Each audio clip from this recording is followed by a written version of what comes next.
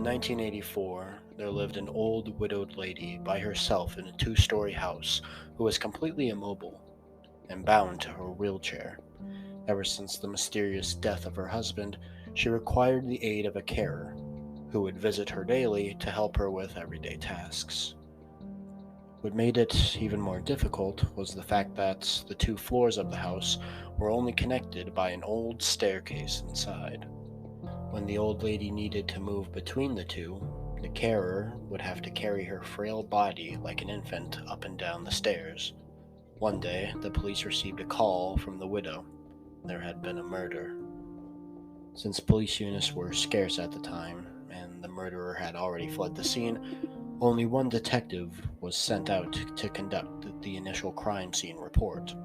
He arrived to see the carer's body splayed out on the floor, with her vocal cords ripped out, in a pool of blood on the first level of the house, with the old lady atop the staircase in her wheelchair watching him, still and silently, seemingly in shock.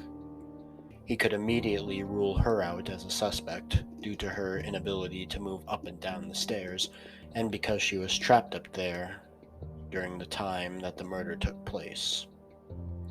It was similar to the death of her husband many years ago, who had suffocated in his sleep on the couch downstairs.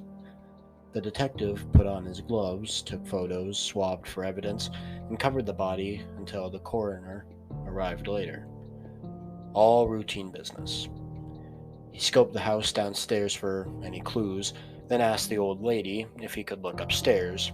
She insisted that she was upstairs the whole time, and no one apart from her had been up there that day.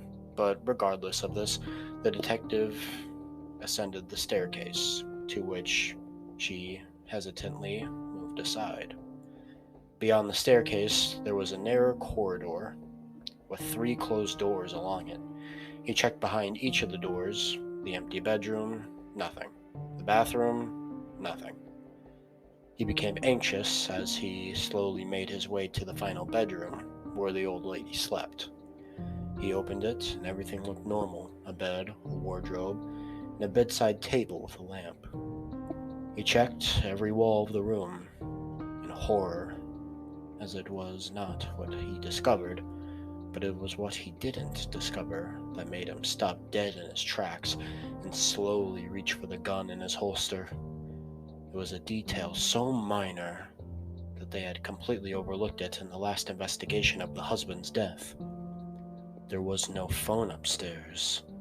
He suddenly heard a noise as he withdrew his gun and rushed out of the room, only to find an empty wheelchair atop the stairs.